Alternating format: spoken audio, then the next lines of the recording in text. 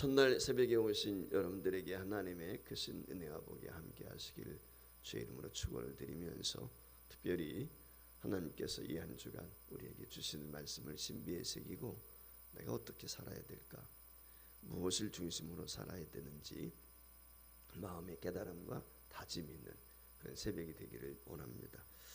이 송구영신 예배 드리고 첫 주일을 지내면서 우리가 첫 시간 이 새벽 기도를 보내게 되는데 어떤 말씀을 전할까라고 생각을 하다가 주제를 정했습니다. 그게 뭐냐면 이렇게 삽시다라고 하는 것입니다.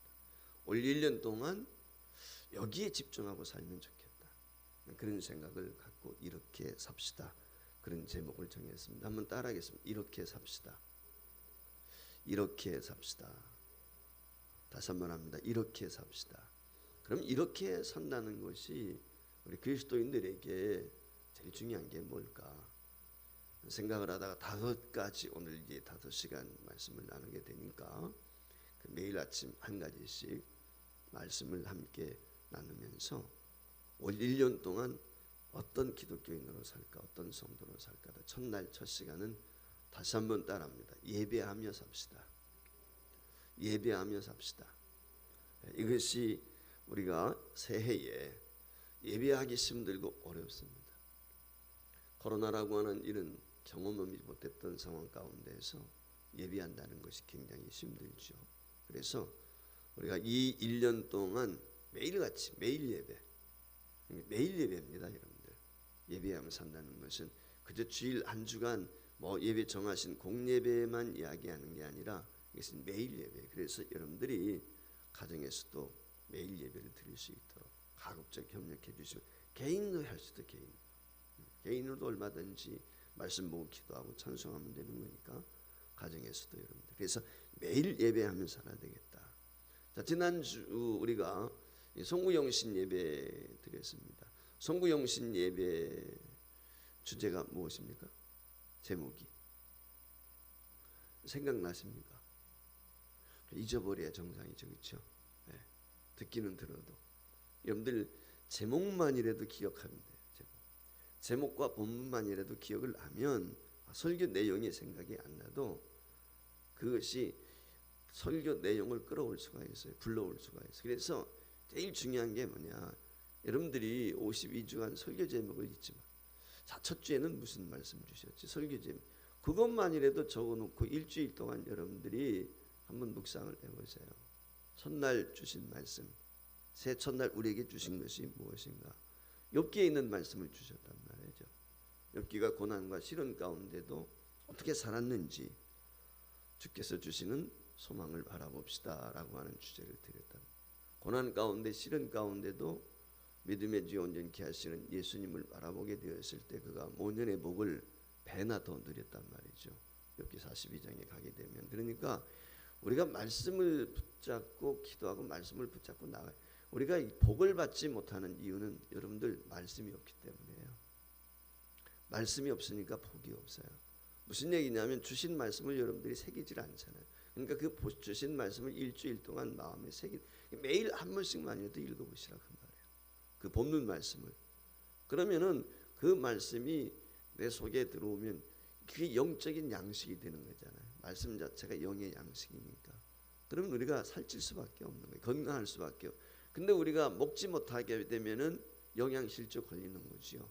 말씀이 없으니까 영적인 영양실조에 걸리는 거예요. 그러니까 여러분들이 주시는 주제와 본문 말씀만이라도 기억을 하라 그 말이죠. 기껏해야 1년 52주니까 쉬운 5개밖에 안 돼요. 많지 않단 말이죠. 그러니까 그걸 얼마든지 기억할 수 있어요. 우리가 제자 훈련하는데 64구절 암송을 하거든요. 그러니까 그런 마음을 가지고 여러분들이 하면은 올 1년 동안에 내게 주시는 목사님을 통해서 주셨던 이 말씀이 하나의 내게 선포된 예언의 말씀이다. 이렇게 여러분들이 받아들이시는 거예요. 그냥 목사의 이야기가 아니라 올 1년 동안 내 가정과 내게 주시는 선지적인 예언의 말씀이다. 이렇게 생각하고 받으면 그 말씀을 내가 실천할 수밖에 없는, 허투루 들지 않는단 말이죠. 허투루 듣는다는 것은 한 귀로 듣고 한 귀로 흘러보내는 거거든요. 그러면은 기억이 안 남잖아요, 그렇죠?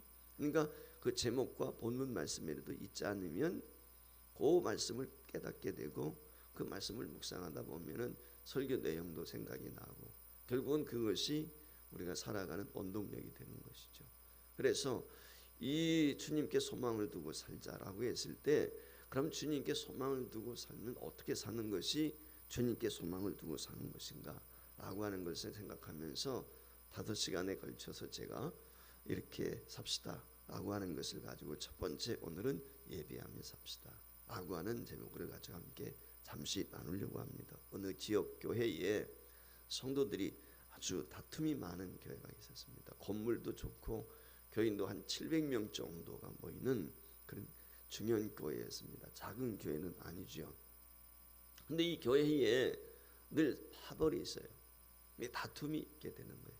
그래서 목사님이 전 목사님이 오셔도 얼마 지나지 않냐면 이 목사님이 사역을 관두고 그냥 떠나가시는 거예요. 왜냐하면 교인들이 하나가 되지를 못하게 되니까 다툼이 늘 있는 거예요.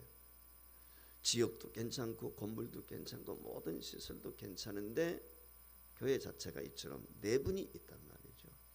그러다 보니까 교회가 은혜가 되지 못하고 결국은 성도들 간에 다툼만 있는 그런 교회였습니다. 근데 그 교회에 젊은 목회자 한 분이 부임을 하게 되었습니다. 부임을 하게 되었을 때 주변에서 많은 우려를 합니다. 목회 경험도 많지 않고 경험이 있는 사람들도 갔다가 얼마 있지 못하고 교회에서 나오게 되는데 저 젊은 목회자가 과연 가서 저 교회를 감당할 수 있을까? 그런 우려들을 합니다. 어느 날 이 목사님이 사무실에 있는데 친구들이 찾아와서 야, 너 이 교회에서 정말 사역할 수 있겠니?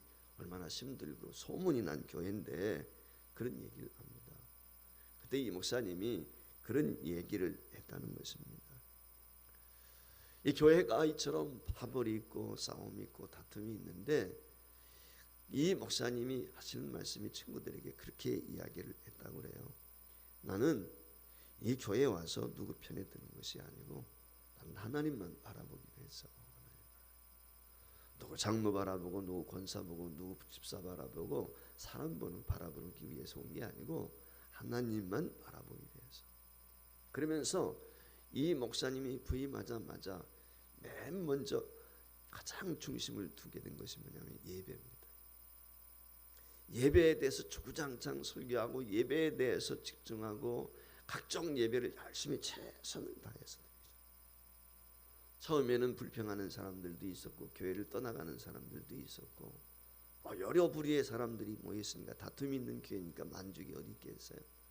그럼에도 불구하고 누가 뭐라 하든지 어떤 이야기가 들려오든지 이 목사님은 예배에 집중을 했습니다.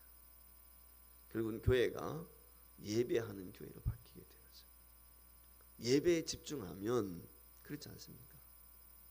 어느 교회든지 다툼이 있을 수 있겠죠. 근데 정말 교회의 본질이 무엇인가? 교회가 왜 존재합니까? 교회가 존재하는 첫 번째 이유는 예배. 성도가 왜 존재하죠? 예배하기 위해 존재하는 거예요. 이걸 잊어버리면 안 돼요. 성도의 본분 첫 번째는 예배하는 것입니다. 이 백성은 나를 위하여 지었나니 나의 찬송을 부르게 하는 것이다.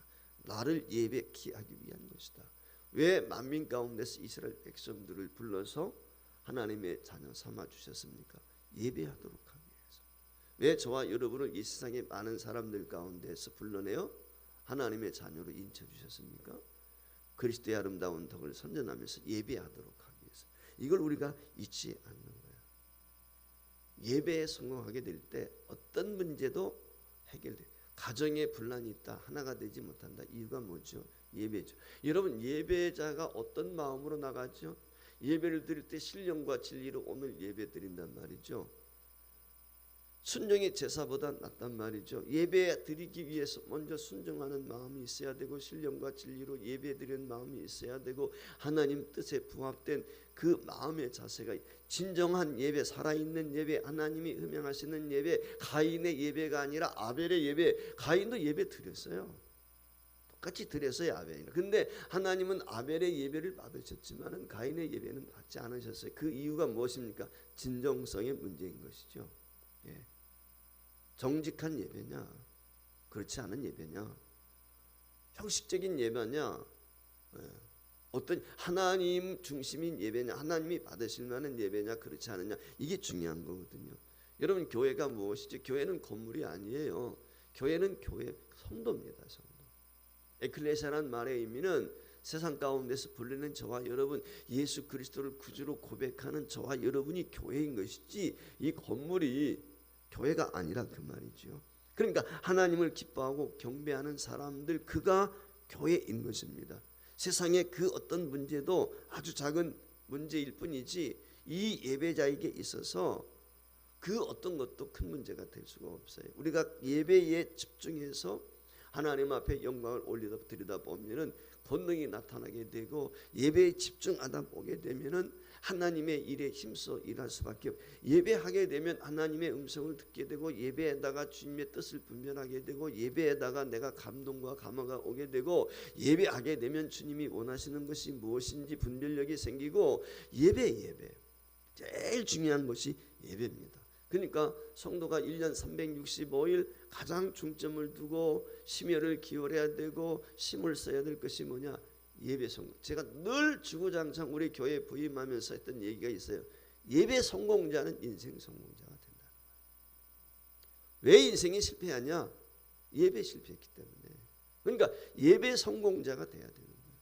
이게 첫 번째 목적이에요. 그러니까 다른 데 목적 두는 것이 아니라 올 1년 동안 여러분들이 가장 중점을 둬야 돼. 나는 예배에 성공해야 되겠다. 여기에 목숨을 걸어야 돼요. 오늘 본문이 그렇게 이야기합니다. 너희 몸을 하나님이 기뻐하시는 거룩한 산제물로 드리나. 이는 너희가 드릴 영적 예배다. 산제물로 드리. 우리 몸을 하나님이 기뻐하시는 산제물로 드리는 것이 무엇입니까? 살아있는 예배, 진짜 예배, 형식적인 예배가 아니라 죽은 예배가 아니죠. 진짜 예배 드리라 그래. 그러면 이 말씀처럼 우리가 어떻게 해야 하나님을 기뻐하시는 예배를 드릴 수 있을까? 첫 번째 예배, 나를 드리는 예배. 나를 드리는 예배예요. 나를 온전히 드리는 거예요. 여러분, 나를 드리는 예배가 무엇입니까? 나를 드리는 예배란 말은 마음이 빠진 예배는 예배가 아니에요. 가짜예요.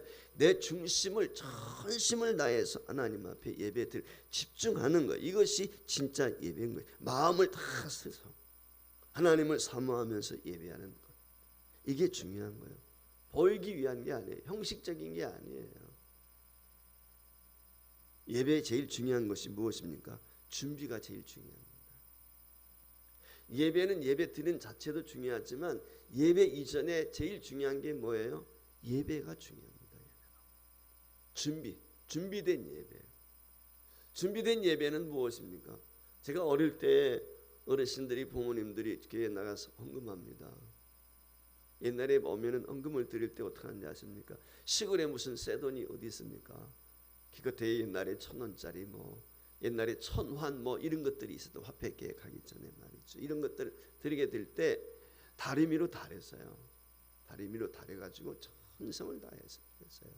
책갈피에 쇠돈이 나오면 책갈피에다 다 꽂아 놓죠. 쇠돈이 어떻게다 뭐 들어오게 되면 장사하시는 분들 그러면 그거 다 그래 가지고 하나님 앞에 돼. 그래서 이 민족이 이만큼 살게 된 겁니다. 사실은 우리가 잘해서가 아니라 우리 믿음의 선배들이 그렇게 하나님을 두려워하는 마음을, 하나님 경외하는 마음을 가지고 예배를 드려서요. 주일날만큼은 최상의 옷을 입고, 시골 사람들이 무슨 뭐 옷이 있겠습니까? 농부들인데 그래도 그 신고무신에다가 말이죠. 지금도 생생하거든요. 그분들이 정성을 다해서 하나님 앞에 예배 드렸어요.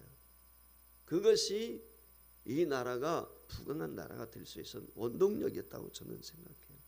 거기에 하나님의 역사가 있고 거기에 능력이 있고 하나님의 은혜가 임하게 된 거거든요. 그래서 준비된 예배, 하나님이 기뻐하시는 예배. 가인과 아론의 차이점이 뭐냐? 아벨은 하나님이 준비된 예배 드린 거예요. 제가 볼 때. 반면에 가인은 그렇지 못해. 형식적인 예배를 드려요. 오늘 저와 여러분이 정말 나를 드리는 예배 드릴 수 있기를 바랍니다. 두 번째, 예배자로 산다는 것이 무엇인가? 집중하는 예배입니다. 예배에 집중해야 돼요. 교회 나오게 되면 여러분들 예배에 집중하도록 해야 돼요. 어떤 분들은 보면 우리 교회는 그런 분들이 많지 않지만 핸드폰 그냥 보느라고 정신없어요. 여기서도 띵동거리고 저기서도 띵동거리고 그런 교회들이 있어요. 일단 교회 들어오면 핸드폰 꺼놓고 예배에만 집중할 수 있도록. 네. 핸드폰 없이도 우리가 살았잖아요. 그렇죠? 근데 핸드폰 없이는 살 때도 아무 불편 없이 살았는데 요즘엔 핸드폰 다 그냥 켜놓고 산단 말이죠. 예배만큼은 우리가 성공해야 되기 때문에 그때만큼이라도 우리가 어떻게 해야 돼요? 핸드폰 꺼놓. 교회 딱 오면은 핸드폰은 오프해 놓는 거예요. 예. 예배에만 집중할 수 있도록. 예를 들면 그거예요. 그러니까 예배에 집중하는 거예요. 다른 것보다도. 그래서 제가 우리 교회 부임하면서 교사가 됐든지 봉사자들은 안내가 되었든지 2번 예배를 드리라. 2번 예배 드려야 저는 정상이에요. 2번 예배가 아니라 1번이에요 결국은. 그래서 우리 교육자들도 일부 예배는 예배에만 집중하는. 왜냐하면 일꾼이 되고 말아요. 일꾼. 예배자로 오늘 주일날 하나님 앞에 예배자로 세워져야 되는데 예배자가 아니라 봉사자예요. 교사는 예배가 아니에요. 교사는 사역하는 거지. 진짜 예배 안 드리잖아요. 왔다 갔다 하면 정신없고 애들 잘 보고. 안내자 마찬가지죠. 안내자가 무슨 예배자입니까? 봉사자지. 안내 담당이면 1부 예배 나와서 예배자로 서야 돼요. 그리고 나서 2부 예배는 안내라면 안내에만 집중을 하는 거죠. 그게 예배자. 예배에만 집중하도록 하라 말이에요. 다른 데에 정신 팔지 말고. 물론 우리가 화장실 청소하고 길거리 일상 모든 그 자체가 삶이 예배이지만은 그런 예배를 드리는 게 아니고 1시간 동안만큼은 우리가 예배에 집중합니다. 하나님이 그 예배를 기뻐하시기 때문에. 그래서 올 1년 동안 여러분들이 그런 각오를 가졌으면 좋겠어요. 나는 예배에 성공하겠다. 예배. 다른 그 어떤 것보다도 예배 성공자. 그래서 예배하며 살자. 예배자로 살자. 이 마음을 여러분들이 한번 다졌으면 좋겠습니다. 그래서 2021년 이 코로나19 시대에 우리가 마음 놓고 예배할 수 없는 이런 상황. 마음 놓고 예배할 수 없기 때문에 예배자가 중요한 것이죠. 예배자를 하나님은 신령과 진리로 예배하는 자를 찾는다. 예수님이 그러셨잖아요. 요한복음 4장에서 예배자를 찾고 있습니다. 이 땅에 거룩한 예배자. 우리 교회가 예배하는 성도들로 든든히 세워져가는 교회가 되었으면 좋겠습니다.